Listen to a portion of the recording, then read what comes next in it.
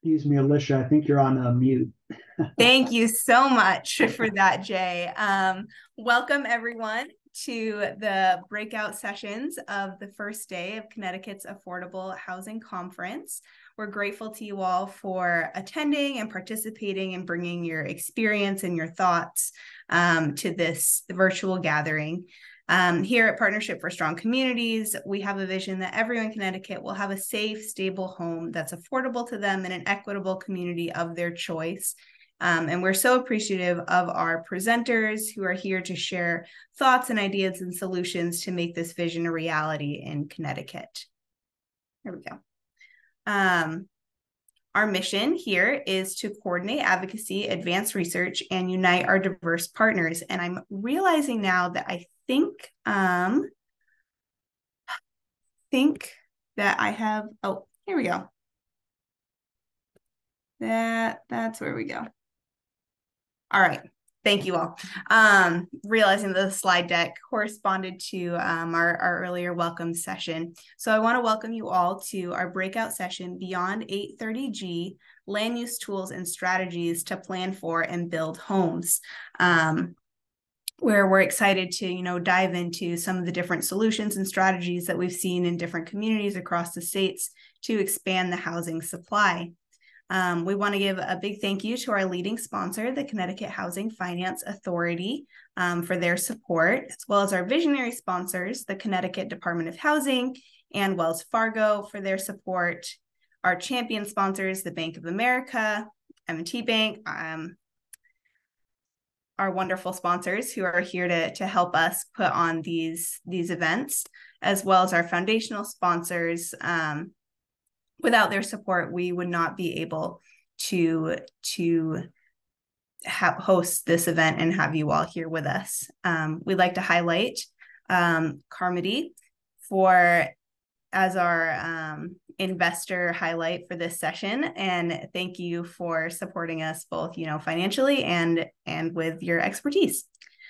Some housekeeping items. The sessions are being recorded and they will be shared after the event on the partnership's YouTube page. So you'll be able to come back and rewatch or maybe watch some of the breakout sessions you aren't able to attend. Please keep your microphone muted at all times. There will be an opportunity for Q&A at the end that our speaker, Jay, will go into, and you should be able to unmute at that time. And if you have any tech issues that are preventing you from hearing or accessing or participating, please flag it for us in the chat below, and we'll keep an eye on that. Lastly, at the end of this session, when you go back into the Zoom events lobby, you'll see a notification that will pop up asking you to participate in a survey. This will be on the right-hand corner of the screen, and we ask you to just take the 30 seconds to share your thoughts on this session and your experience with the Affordable Housing Conference, and how we can improve it for future years. And with that being said, I'd like to turn the time over to Jay Klein, our presenter today, to dive into the content. Thank you. Great. Well, thanks so much, Alicia, and good afternoon, everyone. Thanks for joining us here this afternoon. Let me share my screen and get my slides up.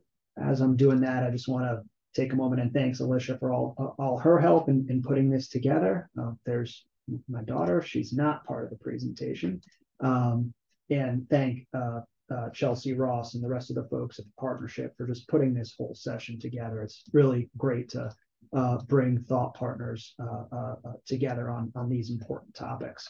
My name's Jay Klein. I'm a zoning lawyer at Carmody, Torrance, Sandak, and Hennessy. I'm a partner in our land use practice group, and in that role, I represent builders, property owners, before a wide variety of zoning and municipal boards here in Connecticut. During my free time, I'm also the chair of the Connecticut Bar Association's Planning and Zoning section. In that capacity, we are a group of really most of the zoning lawyers across the state. We advocate for smart zoning policies and also continuing legal education for folks in the planning and zoning space. the world of zoning is really having a bit of a moment here in Connecticut, right? These past few years, a lot of debates, particularly in the General Assembly and across many of the communities in our state, have focused on questions of zoning and land use.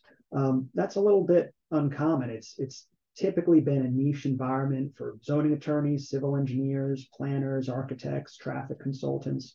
But one of the primary reasons as to why I think zoning is getting more and more attention is because of the housing crisis, right? The issue that brings many of us to the partnership's affordable housing conference here over the next few days. It's not just a statewide issue, of course. The housing crisis is a national issue. I find it kind of interesting when I talk to friends in other parts of the country. They're hearing complaints about affordability in their communities as well. And I know I'm preaching to the choir, probably for most of you in this session, but here in Connecticut, the National Low Income Housing Coalition estimates that a Connecticut resident earning minimum wage would have to work 79 hours just to provide a home for their family at typical rents. So for too many, there are literally not enough hours in the day to earn the wages that they need to afford a home. Zoning is controversial and an important part of this conversation. It's controversial because at the bottom, almost every zoning project is about change, right? And I think it's important for those of us who would consider themselves advocates for more housing in Connecticut to recognize that change can be difficult. At the same time, I think it's important for folks who are maybe averse to change to recognize that change is necessary. And it's not a question of whether things will change, but it's a question of how will they change? And will we play a part in dictating the tempo of that change, or will we be dancing to somebody else's tune? There are a lot of folks and a lot of conversation that cite zoning as part of the problem when it comes to addressing the housing crisis. I think we can flip that, and by really just tweaking our zoning rules and enacting some smarter zoning policies, perhaps zoning rules can be part of the solution instead of part of the problem. So my goal today, and I see we've got a real nice turnout of over 60 people here today, just give start out with a zoning primer. How does zoning work across the state? And once we've established that baseline, we can discuss some zoning tools that have worked in the past and can work in the future to build more of those homes that so many folks desperately need here in Connecticut. And of course, as Alicia mentioned, once we're at the end, and I'm watching my clock too, we'll make sure there's time for questions and discussion as well. What I should tell you too, I'm joining you from our Stamford office. While we do work across the state, most of my experience is in the Fairfield County area. So when I'm talking about examples of regulations and of projects that have been successfully completed, you'll notice a little bit of a geographic bias. That doesn't mean that there aren't good ideas in other parts of Connecticut. It's just the perspective that I bring to the discussion today, and I really look forward to hearing the perspective that some other folks have here today too. So as a basics, sort of zoning 101, our planning and zoning powers are delegated to either your local planning commission, zoning commission, or a combined planning and zoning commission. And I know in some places it's called the zoning board, some places it's called the P&Z commission, the town plan commission. The terms can be used interchangeably in many respects. It's important to just note that there can be a combined P&Z commission, or the planning and zoning boards can be two separate entities. Whatever they're called in your community, the first step, or the first action item for the planning and zoning authority in your community, is to establish something called your plan of conservation and development. It's important to understand what a plan of conservation and development is, and it's POCD is the acronym. Important to understand what a POCD is and what a POCD isn't.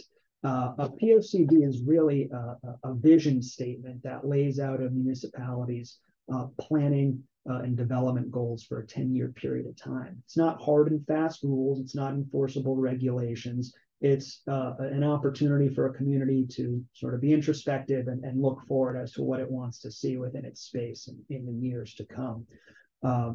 Your town plan likely divides up your community into different categories, different land use categories, a residential area, a commercial area, and so on and so forth. And probably also includes some policy statements, things like, do we want to see more open space? Do we want to see economic development in a particular part of our community? Those are the types of issues that will be identified in a plan of conservation or development. Some places call it the town plan, some places call it the master plan, but it's a guideline. And I remember this is my one bad joke in the whole presentation, I promise. When I was first, coming up in the zoning practice, someone telling me that the POCD it's more of a guideline rather than a specific enforceable rules, which of course reminded me of seeing Pirates of the Caribbean a really long time ago, I guess, in the movie theaters. Once you've established your POCD, if that's the guiding light, your zoning regulations are where the rubber hits the road and where you find enforceable rules and policies.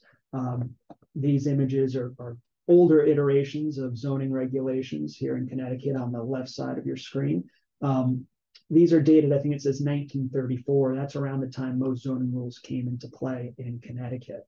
Your enforceable zoning rules are found really in two places: the zoning regulations, which is a book of standards, and your zoning map. This is an older map, a zoning map of Hartford, which orients different parts of your community into different zones, right? A little redundant. Most zoning in Connecticut is still based on 20th century principles, typically called Euclidean zoning, where you separate uses from one another, meaning you have residential neighborhoods and commercial neighborhoods and industrial neighborhoods. The thought process behind that was that having residential uses too close to commercial or industrial might cause a nuisance for some folks. Of course, now we think a little differently. We've learned a lot over the past 100 years. Maybe it's not such a bad idea to have residential and commercial uses next to or integrated with one another, so that folks don't have to drive to get from place to place. But that's, I suppose, more of an aside. Your zoning regulations, when they were first enacted, were really limited to how can you use your property, what can you do on there, what can't you do on there, how big your building can be, how tall can it be, how close to the property lines can it be, and how many parking spaces in some instances. Now that we're in the 21st century, zoning rules have really become much more complex than they were when they were first enacted. You see a lot of municipalities enacting standards such as minimum sidewalk enhancements, minimum street tree enhancements, electronic vehicles or EV vehicles, and bike parking. Much more in-depth and layered level of regulation than we're used to. I think there's that can be a good thing, but there can be unintended consequences of that, right? I mean, I'm someone that I think environmental concerns are really important, and it's great that zoning can be a tool used to address climate change by encouraging things like bike riding and EV charging stations and things of that nature. But I think it's incumbent on regulators to keep in mind that every time you add on another layer of requirement, there can be an unintended cost to that, particularly for projects that, the term missing middle housing, particularly in those missing middle ranges of density, who may not be able to afford to fit out a parking lot with EV vehicles, whereas a national or regional developer who's building a couple hundred apartments can do that with relative ease. So just a consideration for those folks who are writing today's and tomorrow's zoning rules. And here's a more modern zoning map than what we saw a moment ago. So another sort of baseline when it comes to zoning, there are different types of approvals that you can get from your local zoning authority. And I think it's important to sort of define those and break them down, because these terms do get thrown around a lot. And I think sometimes folks, prescribe different meaning to these terms. The first level of review, and really the lowest, or I don't want to say easiest, but for lack of a better way of putting it, the easiest approval to receive is what's typically referred to as an as of right approval or by right approval. And what that means is if a use is an as of right use, that's permitted in the zoning regulations, and there is no requirement for you to go to your planning and zoning board to get their approval. It's a project that can be approved by a town planner or a staff person in town hall during normal business hours. Probably have to bring them a site plan, architectural plans, things of that nature. But no need to show up to City Hall for a public hearing or a meeting in front of your zoning authority. If as of right is sort of the easiest approval, right above it or slightly above it is something called a site plan approval. A site plan approval can be reviewed by your planning and zoning commission, but a public hearing is not required as part of site plan review.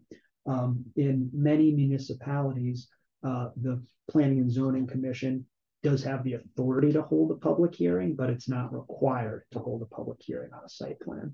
And what a site plan is supposed to be is really a check the boxes type of approval, where the commission, and guided by their staff, look at, does the building that's proposed meet the height requirements in this zone? Does it meet the setback requirements? Are the drive aisles the right size? Is there enough parking? They're yes or no questions, right? There's not really room for debate, and really what is the focus of a site plan review. Above a site plan review is a special permit review or special permit approvals. Special permits do require public hearings in front of your planning and zoning commission. They have to be noticed public hearings. And what really distinguishes special permits from the site plan review process is the standards, or are the standards, that a special permit applicant needs to meet. I described the site plan standards as really yes or no questions. The special permit standards that most towns have in their zoning regulations are really more, I'll say, touchy-feely. They're not hard and fast. They're things like, will this project have a positive or negative impact on the general welfare of the community? Do the adjacent streets have adequate traffic capacity to accommodate folks coming to and from the property? There are questions that there's certainly yes or no answers to, but there's more room for debate in a special permit process than there is in the site plan process. And the last type of application that we'll focus on, or that I'll mention here today, are zoning amendments. Amendments to either the regulation, the book of zoning regulations, or the zoning map itself. There's these applications always require a public hearing, and amendments can be made with a specific project in mind, or can just be general policy proposals in a community. A lot of the tools that I'll be talking about in a moment, or many found their genesis in a zoning amendment. Generally speaking, your P&Z commission is supposed to look to the plan of conservation and development for guidance as to whether or not a zoning amendment should be approved. And if the amendment that you're proposing is consistent with the goals and policies outlined in the plan of conservation and development, generally speaking, your amendment should be approved. I think property owners and builders can obviously file applications to amend zoning regulations and zoning maps, but also the Planning and Zoning Commission can propose amendments itself too. And of course, we're all used to, or at least until 2020, it was always these hearings would take place in person at town hall or some meeting hall. There are more and more communities utilizing Zoom or other virtual meetings like we're doing here today. And there are pros and cons to both of those, means of conducting hearings, I think. So with that as sort of our baseline understanding of zoning, and again, very 30,000-foot view, we can get much deeper, but we don't have enough time. I think now's a good time to talk about the tools or concepts that I think can lead to the constructions of more homes in your communities. As the title of the presentation suggests, one tool that we won't be focusing on is Section 830G of the Connecticut General Statutes, 830G as it's referred to. And I don't exclude 830G from this conversation or my presentation anyway, as some sort of statement on what I think about 830G.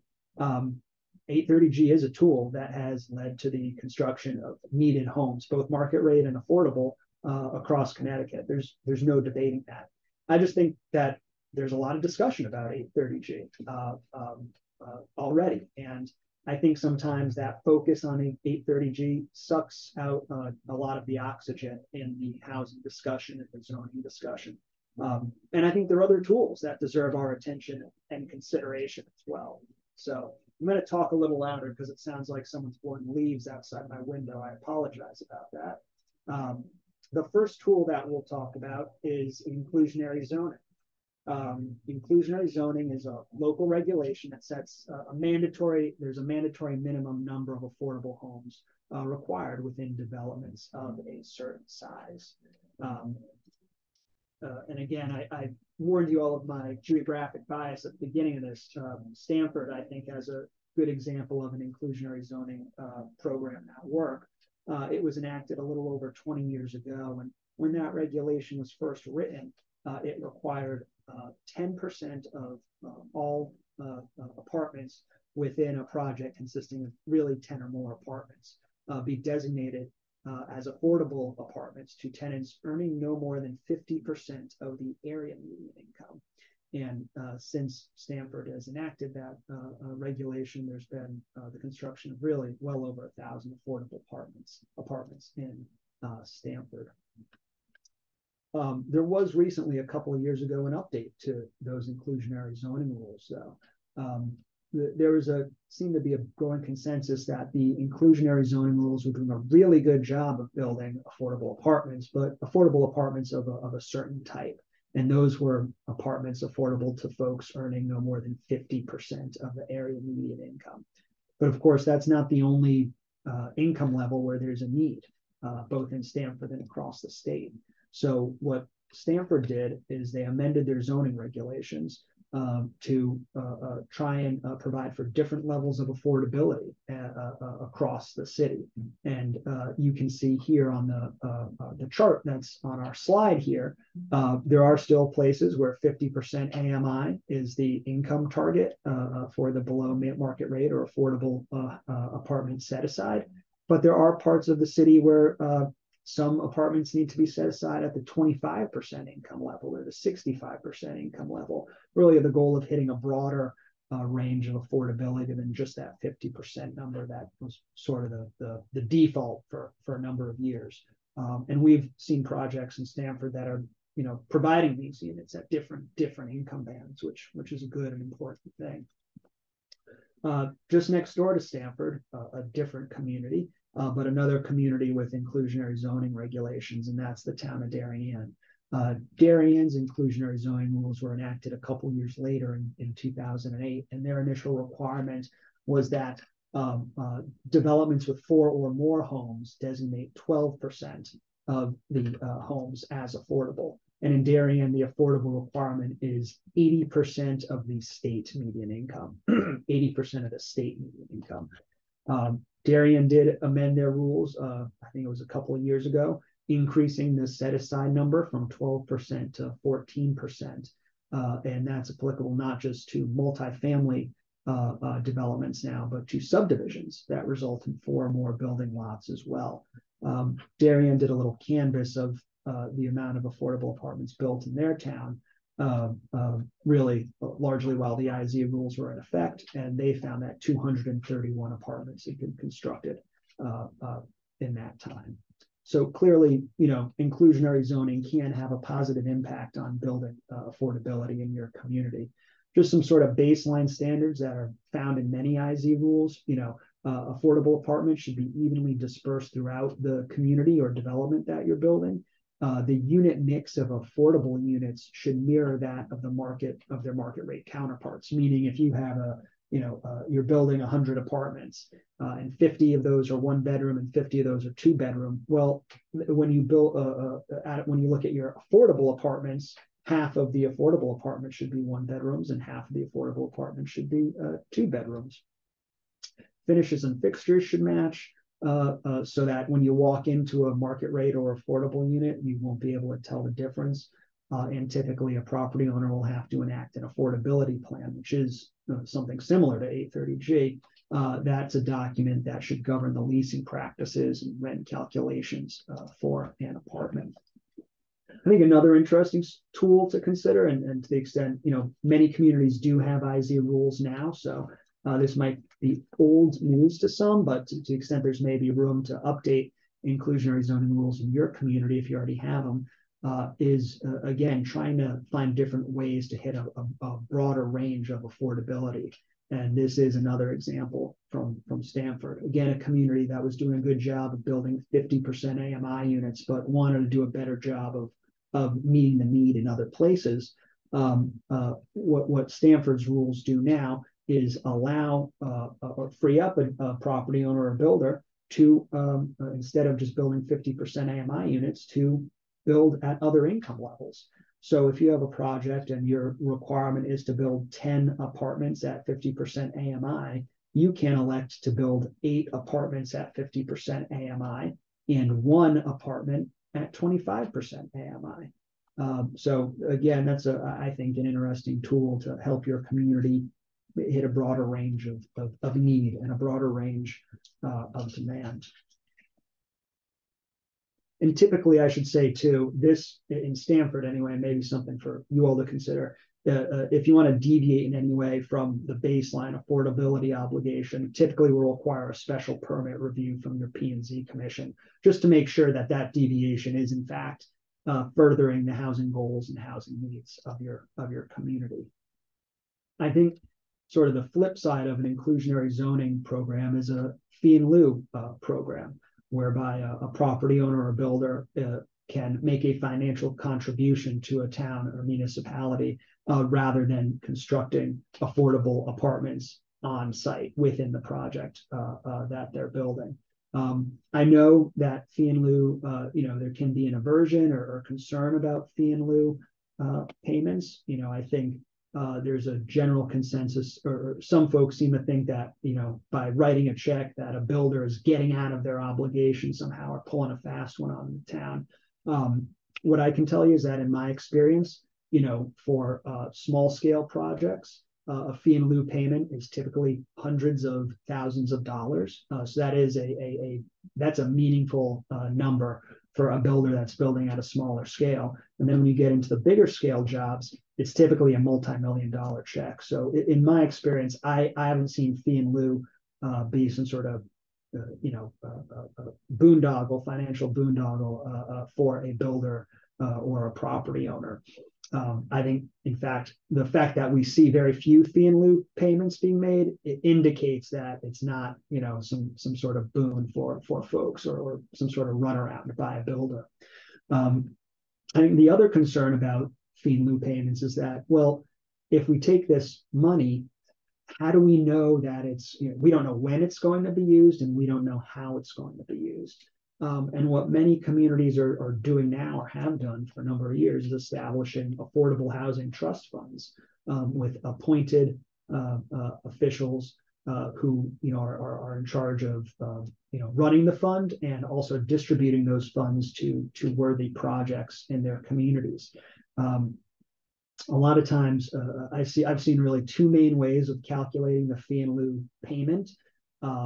This example attempts to quantify the square footage of the affordable apartments that are not being built and puts a dollar value on that.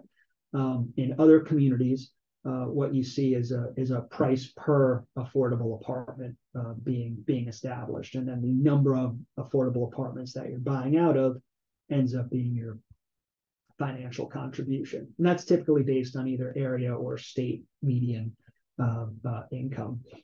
Again, this would be another area where if you're looking to, implement a fee and lieu program into your zoning regulations, maybe this is an area where you require some level of commission review. Maybe it is a special permit approval to make sure that the fee and lieu payment, is again appropriate and proper in your specific circumstances.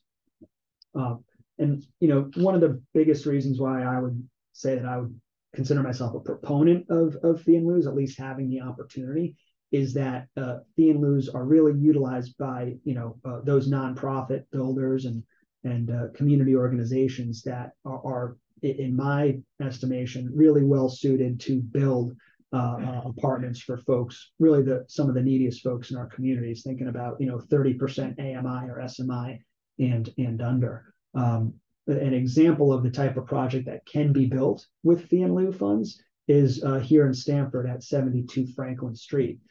You see, this is a building that's really right in the heart of downtown Stamford. So, prime real estate, I guess some would say, right in the shadow of Yukon Stamford and the Mill River Park. This is a building that has 26 studios, 17 two-bedrooms, and 10 three-bedroom apartments, all for folks earning less than 30% AMI, so deeply affordable apartments. In addition to the apartments provided at this site, there is a preschool with 6 classrooms that can accommodate 47 children from infant to toddler. So this is a community that's having a real impact, not just on the people that live there, but the kids that are learning there. And it's all possible through a fee and lieu program. So again, while I understand the concern around fee and lieu, I think it's something that's worth consideration in your community if you haven't given it some thought already. Another tool that I think is something that can and has led to more housing is a tool called the overlay zone. An overlay zone can provide municipalities with the reviewing authority that they desire, and also provide the housing that so many people in Connecticut need. Overlay zones are what they sound like. They're a zone that overlays on top of the existing zone on your zoning map, and it really provides flexibility to the menu of uses that a property can or can't be put to. Where we have used overlay zones in the past is typically to allow underperforming or in some instances failing commercial space to be reutilized into needed residential space. This was a piece of property that under the zoning regulations at the time could only be used for office purposes, really. By advocating for and implementing an overlay zone in the local regulations, we were able to really free up this property to be used and re-envisioned into a multifamily residential community. So what was once an underperforming office space will soon be a community with 60 apartments, eight of which will be designated as affordable to folks earning 80% of the state median income or less. So I think overlays, really can be a good part of the zoning puzzle. What's really critical here is that when you use an overlay zone, you're typically not changing the size of the building that you can build. You're just changing the type of activity that takes place within the building, right? A lot of times, opponents to a project will complain about, the height of a multifamily building or an apartment building. Well, when you're using an overlay zone, you're not necessarily changing how tall the building will be. And I think that point that, hey, the area and bulk of the buildings aren't changing, I think is a valuable piece in the argument when you're advocating for an overlay zone. Another tool is infill development and ways to encourage infill development in your community.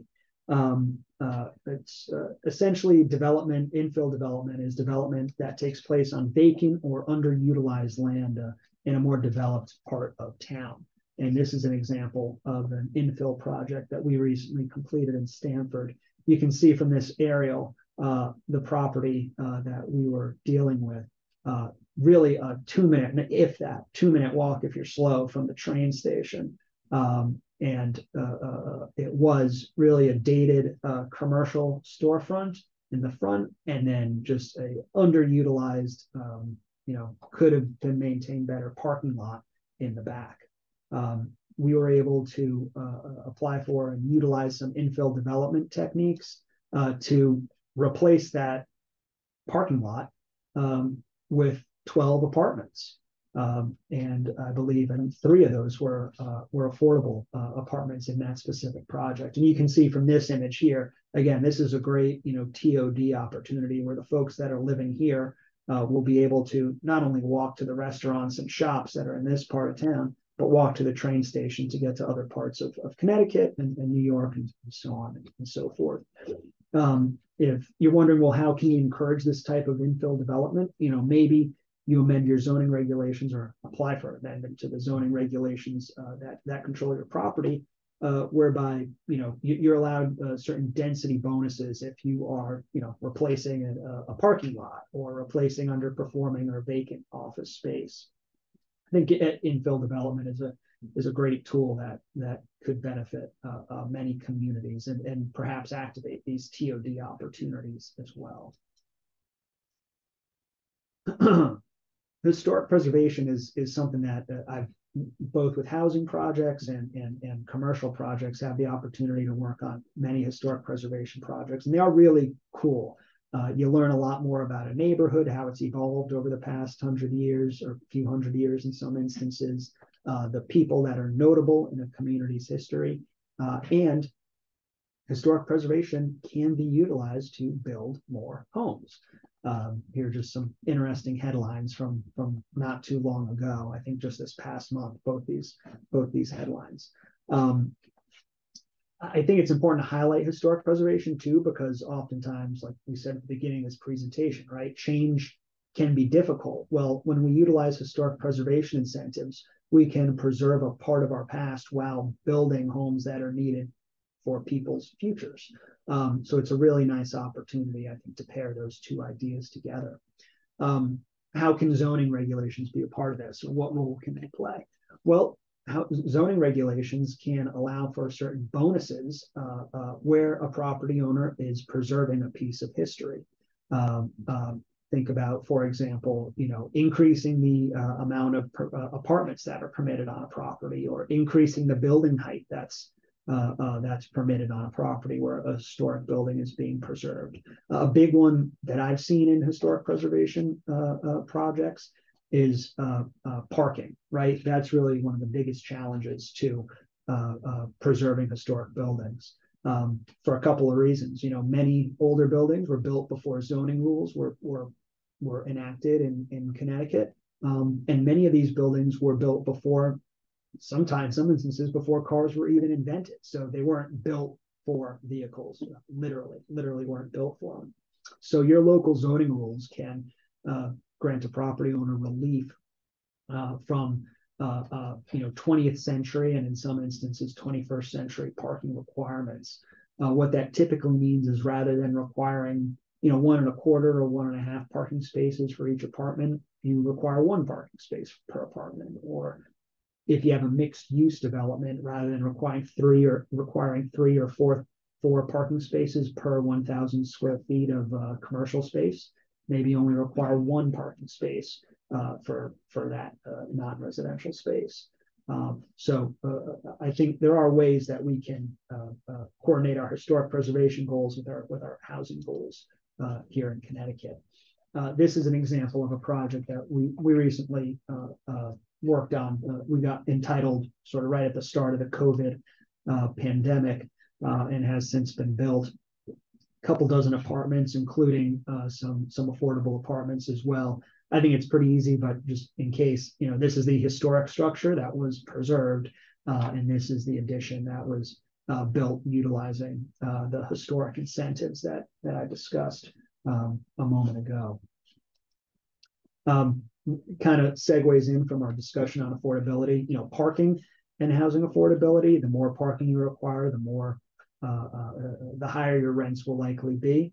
I know there's been, state legislation that's on point, and this is a topic that I think, we're all pretty well aware of, but I put it in here just because I think it's always worth understanding the impact of providing too much parking. I think the other thing that I would, if there's anyone who's sitting here, and I serve on the P&Z commission in my town, if you're someone like me who's on your local board, sometimes it's difficult to envision, a tenant or property owner who maybe doesn't have multiple vehicles or doesn't have any vehicle. And I think it's important for us to keep in mind that, when people are choosing a place to live, they're making a choice. They're making an informed choice. And there may be some people who have one car or have no cars. We really should give folks the opportunity to make that choice, to have fewer or no vehicles at all. And that certainly would help, with a lot of the environmental issues that I think a lot of folks on this Zoom care about, in addition to housing. I think another tool, and I'm mindful of the time, I want to save time for questions, the conversion of commercial buildings and properties. The demand for office space, the demand for certain commercial spaces is declining, while the demand for housing opportunities is exponentially increasing and always there. So these are two examples of conversions that we worked on. One, this used to be a successful, warehouse and furniture store back in the 60s and 70s, and by the time we got to it, its better days had been left behind. We were able to convert that into 36 apartments. 10% of those were affordable. And then this is an example of and downtown office building in a central business district, vacating, a really, really high vacancy rate, and now is 77 apartments right in the heart of a central business district. I think how can zoning rules help make this happen? Well, you can have a regulation in your zoning book that encourages the conversion of these spaces, typically by allowing more density than what would be permitted by right. These, rather than determining a units per or dwelling units per acre number, sorry about that, folks. The way density was determined was looking at the square footage of the building that was being converted and determining the number of apartments that could fit in, from that point. So a tool that I think is worthy of consideration. And, I think it's kind of a hot topic in development now, this conversion concept. This is an article from earlier in the year. I guess there was some state policies under consideration. I think the good news is that, you don't have to wait for the General Assembly to enact a statute about this. This is something that you can advocate for in your community, or advocate as part of your project, today. The other benefit of these conversions, of course, is that, if you take a failing commercial space and turn it into a successful residential space, probably has more, taxable value for the town or city that the property is in as well. So, those are a couple of tools, and there are many more. And again, interested to hear what experience, for better or for worse, folks have had with some of these. But, how do you enact these? If this is something that you want to make a part of your project, or you want to file an amendment to the zoning regulations in your community, what are the general steps? The first one is obviously do your homework. I mean, I'm someone that just, you prepare. Understand what the market dynamics are, what the specific need is, what the zoning regulations look like right now. Do they need to be changed? And who are the folks that you'll be in front of? Of course, assembling your team is an important step too.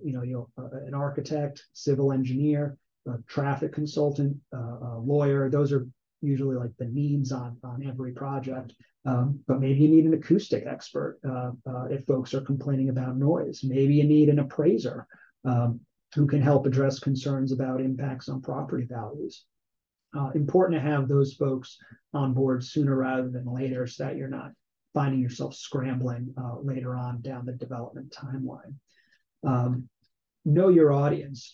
How many boards do you need to go to? Is this something that you need just planning and zoning commission approval for, or do you need to go to a wetland board as well? The people that serve on those boards, are they elected? Are they appointed?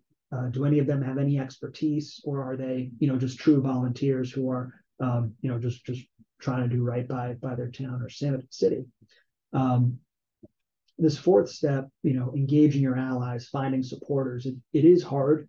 I have a hearing tomorrow night where I've told my client, if you can find half a dozen supporters, that's a meaningful number. It can be difficult to get people to show up at a zoning hearing to say they're in favor of a project, but it is worth it to at least try and identify those folks who would be willing to either write a letter of support, or even better, show up and tell the people who serve on their P&Z commission that they're in favor of something. Business leaders can be a good source of support. If there's more housing in a community, that can mean more employees or more customers for a local business. Faith leaders are active in this space. And I'm going to sound old when I say students, but students, like young people, I just think we should listen to them. And I think, they stand to benefit really more so almost than anyone else, because these homes could be for them, so that they can stay in Connecticut rather than leaving for another state. The fifth step is building a record, putting together an application that's complete, responsive to all the statutory and legal requirements. Of course, advocating. You can't assume that the volunteers who are serving on a land use board have read the hundreds of pages of documents you've given them. So it's really on you to put on your best presentation. And lastly, just be prepared for all outcomes. If there's an adverse decision or any reason your approval at the zoning level or the municipal level is appealed to Superior Court, you have to feel confident that the record you have built is sufficient so that a judge who's looking at it will either uphold the approval you've obtained or reverse the denial that you were handed at the local level. So I think, it's a lot. We've covered a lot of ground and want to hear your questions. I end with this. This is a recent Connecticut Supreme Court decision, or line from a recent Supreme Court decision here in Connecticut. It's rare that a judicial opinion gets you fired up. This is only the second time I've read a case where I was really jazzed about it. But this is recent from Chief Justice Roberts here in Connecticut. A generalized not in my backyard reaction cannot by itself serve as substantial evidence for denying an application. I put this out here just to let folks know, it can be an uphill slog, right, when you're fighting these fights at the local level. But I think, the tide is turning in some respects. I think, the need is real, and the people that, you're helping by building homes, is real. And hopefully the tools we've gone over today, you can use to build the homes that are needed really in many places across the state. So this is my contact information, and I can try and put I should have done this before, but I can try and put it in the chat area as well. But if we don't get a chance to hash anything out in the comments today, please feel free to reach out to me. Always interested to hear what other folks are working on and just kind of go back and forth on ideas and challenges and opportunities. So with that, I'm sorry for going on for so long. Thanks for listening, and happy to take any questions or comments that folks have.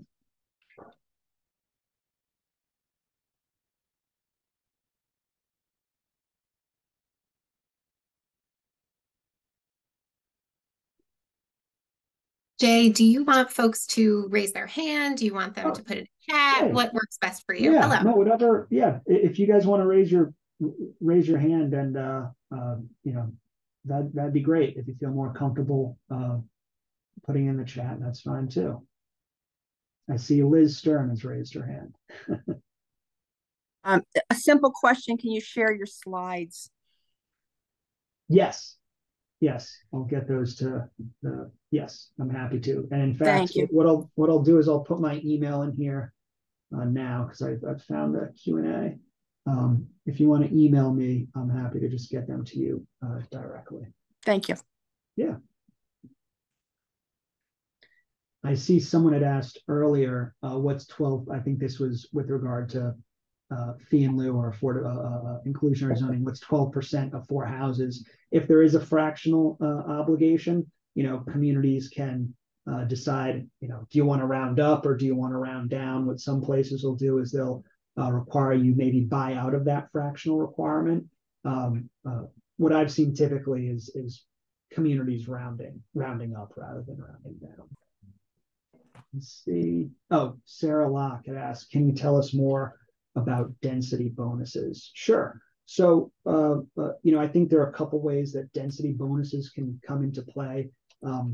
We sort of ended with historic preservation was sort of towards the tail end of the presentation, but I know what a lot of communities will do is, or some communities will do is, if you are proposing to preserve a historic project or a historic building, whatever the by right density is in that area or neighborhood, you can increase it by say 25 or 50%.